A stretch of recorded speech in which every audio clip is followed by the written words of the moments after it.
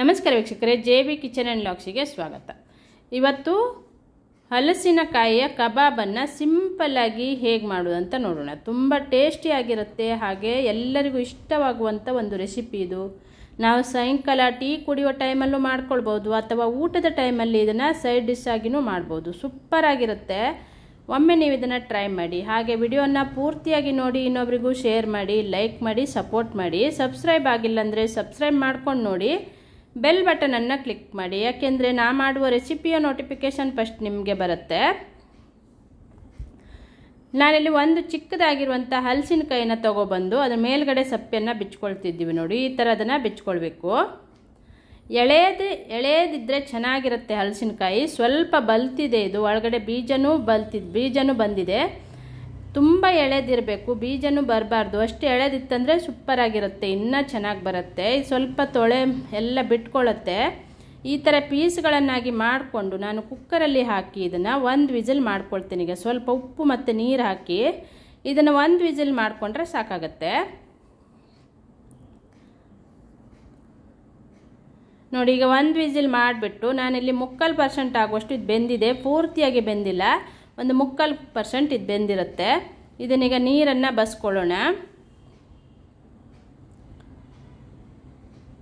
ಇಲ್ಲಿ ಒಂದು ಪಾತ್ರೆಗೆ ನಾನೊಂದು ಅರ್ಧ ಸ್ಪೂನ್ ಆಗುವಷ್ಟು ಅರಿಶಿಣದ ಪುಡಿ ಹಾಕ್ತಿದ್ದೆ, ಒಂದು 4 ಸ್ಪೂನ್ ಆಗುವಷ್ಟು ಕಾರ್ನ್ಫ್ಲೋರನ್ನು ಹಾಕಿದ್ದೆ. ನಾನಿಲ್ಲಿ ಕಬಾಬ್ ಪುಡಿಯನ್ನು 1 ಪ್ಯಾಕೆಟ್ ಫುಲ್ ಹಾಕ್ತಾ ಇದ್ದೆ ನೋಡಿ.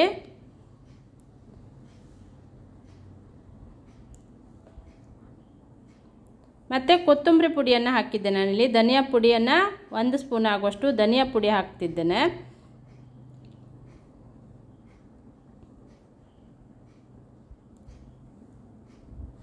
ಶುಂಠಿ ಮತ್ತು ಬೆಳ್ಳುಳ್ಳಿಯನ್ನು ನಾನು ಪುಟಾಣಿಯಲ್ಲಿ ಜಜ್ಜಿಬಿಟ್ಟು ಹಾಕ್ಕೊಳ್ತಾ ಇದ್ದೆ. ಈ ಥರ ಆಗಿ ಜಜ್ಜಿಕೊಂಡು ಹಾಕಿದಾಗ ಟೇಸ್ಟ್ ಚೆನ್ನಾಗಿರುತ್ತೆ. ನಾನಿಲ್ಲಿ ಒಂದು 2 ಸ್ಪೂನ್ ಆಗುವಷ್ಟು ಅಚ್ಚಕಾರದ ಪುಡಿಯನ್ನು ಹಾಕಿದ್ದೆ ವೀಕ್ಷಕರೇ, ಆ ವಿಡಿಯೋ ಸ್ಕಿಪ್ ಆಗಿದೆ. ಅಚ್ಚಕಾರದ ಪುಡಿಯನ್ನು ಖಾರಕ್ಕೆ ಅನುಗುಣಕ್ಕೆ ತಕ್ಕಂತೆ ಹಾಕ್ಕೊಳ್ಳಿ. ಮತ್ತು ಕರಿಬೇವನ್ನು ಒಂದು ಸ್ವಲ್ಪ ನಾನಿಲ್ಲಿ ಕಟ್ ಮಾಡಿ ಹಾಕ್ಕೊಳ್ತಾ ಇದ್ದೆ ನೋಡಿ.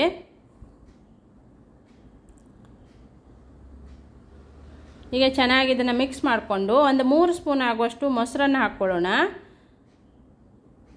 ಮೊಸರು ಹಾಕ್ಬಿಟ್ಟು ಚೆನ್ನಾಗಿ ಮಿಕ್ಸ್ ಮಾಡ್ಕೊಳ್ಬೇಕು.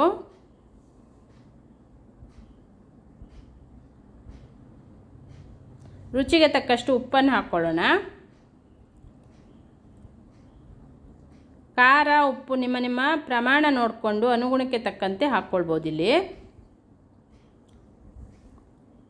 ಈಗ ಸ್ವಲ್ಪ ನೀರು ಹಾಕ್ಬಿಟ್ಟಿದ್ದನ್ನು ಚೆನ್ನಾಗಿ ಮಿಕ್ಸ್ ಮಾಡ್ಕೊಳ್ಬೇಕು. ಒಮ್ಮೆಗೆ ನೀರು ಹಾಕಿದರೆ ತೆಳು ಆಗುತ್ತೆ, ಹಾಗಾಗಿ ಸ್ವಲ್ಪ ನೀರು ಹಾಕಿ ಕಲಿಸ್ಕೊಳ್ಳಿ. ನಾನಿಲ್ಲಿ 1 ಸ್ಪೂನ್ ಆಗುವಷ್ಟು ತೆಂಗಿನೆಣ್ಣೆಯನ್ನು ಹಾಕಿದ್ದೆ, ಯಾಕೆಂದರೆ ತೆಂಗಿನೆಣ್ಣೆ ಹಾಕೋದ್ರಿಂದ ನಾವು ಕರಿಯುವಾಗ ಯಾವುದೇ ಐಟಮ್ ಕರಿದಾಗ ಅದು ಎಣ್ಣೆ ಹೀರ್ಕೊಳ್ಳಲ್ಲ, ಹಾಗಾಗಿ ಎಣ್ಣೆ ಹಾಕಿಬಿಟ್ಟು ಕಲಿಸ್ಕೊಳ್ಬೇಕು. ನಾನಿಲ್ಲಿ ತೆಂಗಿನೆಣ್ಣೆಯನ್ನು 1 ಸ್ಪೂನ್ ಹಾಕಿದ್ದೆ. ಈಗ ಚೆನ್ನಾಗಿ ಮಿಕ್ಸ್ ಮಾಡಿ ರೆಡಿಯಾಗಿದೆ. ಈಗ ಬೇಯಿಸಿಟ್ಕೊಂಡಂಥ ಹಲಸಿನ ಹೋಳನ್ನು ಹಾಕ್ಕೊಳ್ಳೋಣ. ಹಲಸಿನಕಾಯಿಯ ಹೋಳನ್ನು ಹಾಕ್ಕೊಳ್ತಾ ಇದ್ದೆ ನೋಡಿ.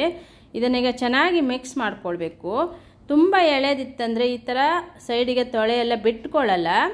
ಇದು ಸ್ವಲ್ಪ ಬಲ್ತಿರೋದ್ರಿಂದ ಸ್ವಲ್ಪ ಬಿಟ್ಕೊಳ್ತಾ ಇದೆ. ಇದು ನೀವು ಎಳೆಯದೇ ತಗೊಬಂದು ಮಾಡ್ಕೊಳ್ಳಿ, ತುಂಬ ಚೆನ್ನಾಗಾಗತ್ತೆ. ಒಂದು 20 ನಿಮಿಷ ಇದನ್ನು ಸೈಡಲ್ಲಿ ಇಟ್ಕೊಳ್ಳೋಣ. ಉಪ್ಪು ಖಾರ ಎಲ್ಲ ಹೀರ್ಕೊಂಡು ಚೆನ್ನಾಗಾಗತ್ತೆ. ಆಮೇಲೆ ನಾನಿಲ್ಲಿ 20 ನಿಮಿಷ ಆದಮೇಲೆ ಎಣ್ಣೆನೂ ಚೆನ್ನಾಗೇ ಕಾದಿದೆ. ಈಗ ಒಂದೊಂದೇ ಪೀಸನ್ನು ಎಣ್ಣೆಯಲ್ಲಿ ಬಿಟ್ಟು ಇದನ್ನು ಕರ್ಕೊಳ್ಳೋಣ. ಈ ಥರ ನಾವು ಯಾಕೆ ಮಾಡೋದಂದರೆ ಅದು ಸ್ವಲ್ಪ ತೊಳೆ ಎಲ್ಲ ಬಿಟ್ಕೊಳ್ತಾ ಇದೆಯಲ್ಲ, ಹಾಗಾಗಿ ಕೈಯಲ್ಲಿ ಸ್ವಲ್ಪ ಫ್ರೆಶ್ ಮಾಡಿ ಹಾಕೋದ್ರಿಂದ ಚೆನ್ನಾಗಿ ಹೊಂದ್ಕೊಳ್ಳುತ್ತೆ. ನೀವು ತುಂಬ ಎಳೆದೇ ತಗೊಬಂದರೆ ಹೋಳಾಗಿ ಹಾಗೇ ಇರುತ್ತೆ ಅದು. ಇದನ್ನೀಗ ಚೆನ್ನಾಗಿ ಎಣ್ಣೆಯಲ್ಲಿ ಎಲ್ಲ ಕಡೆ ಬೇಯಿಸ್ಕೊಳ್ಬೇಕು. ಸಣ್ಣ ಅಂದರೆ ಮೀಡಿಯಮ್ ಉರಿಯಲ್ಲಿ ಇಟ್ಕೊಳ್ಳಿ. ಮೀಡಿಯಮ್ ಉರಿಯಲ್ಲಿ ಇಟ್ಕೊಂಡು ಹದವಾಗಿ ಅದನ್ನು ಬೇಯಿಸ್ಕೊಂಡಾಗ ಎಲ್ಲ ಕಡೆ ಚೆನ್ನಾಗಿ ಬೇಯುತ್ತೆ. ಜೋರಾಗಿ ಇಟ್ಟಾಗ ಮೇಲ್ಗಡೆ ಅಷ್ಟೇ ಕಪ್ಪಾಗುತ್ತೆ, ಒಳಗಡೆ ಹಸಿಯಾಗೆ ಉಳ್ಕೊಳ್ಳುತ್ತೆ. ಹಾಗಾಗಿ ಮೀಡಿಯಮ್ ಉರಿಯಲ್ಲಿ ಇಟ್ಟು ಇದನ್ನು ಕಾಸ್ಕೊಳ್ಬೇಕು. ಈ ಥರ ಗೋಲ್ಡನ್ ಬ್ರೌನ್ ಬಂದಮೇಲೆ ಇದನ್ನು ತೆಗೆದಿಟ್ಕೊಳ್ಳೋಣ. ತುಂಬ ಟೇಸ್ಟ್ ಆಗುತ್ತೆ, ಹಾಗೆ ಎಲ್ಲರಿಗೂ ಇಷ್ಟವಾಗುವಂಥ ಒಂದು ರೆಸಿಪಿ ಇದು. ನೀವು ಸಾಯಂಕಾಲ ಟೀ ಕುಡಿಯೋ ಟೈಮಲ್ಲೂ ಮಾಡ್ಕೊಳ್ಬೋದು, ಅಥವಾ ಊಟದ ಟೈಮಲ್ಲಿ ಸೈಡ್ ಡಿಶ್ ಆಗಿನೂ ಇದನ್ನು ಮಾಡ್ಬೋದು. ಸೂಪರಾಗಿರುತ್ತೆ. ಇವಾಗಂತೂ ಹಲಸಿನಕಾಯಿಯ ಸೀಸನ್ ಆಗಿರೋದ್ರಿಂದ ಇದನ್ನೊಮ್ಮೆ ತಗೊಬನ್ನಿ, ನೀವು ಒಮ್ಮೆ ಟ್ರೈ ಮಾಡಿ. ಹಾಗೆ ಕಮೆಂಟ್ ಬಾಕ್ಸಲ್ಲಿ ಕಮೆಂಟನ್ನು ಬರ್ತಿರಿಸಿ. ತುಂಬ ಸಿಂಪಲ್ ಆಗಿರುತ್ತೆ, ಟೇಸ್ಟ್ ಅಂತೂ ಸಖತ್ತಾಗಿ ಬರುತ್ತೆ. ಪಕೋಡ ಹೇಗಿರುತ್ತೆ ಅದೇ ಥರ ಟೇಸ್ಟ್ ಬರುತ್ತೆ, ಪಕೋಡ ತಿಂದಂಗಾಗಿರುತ್ತೆ.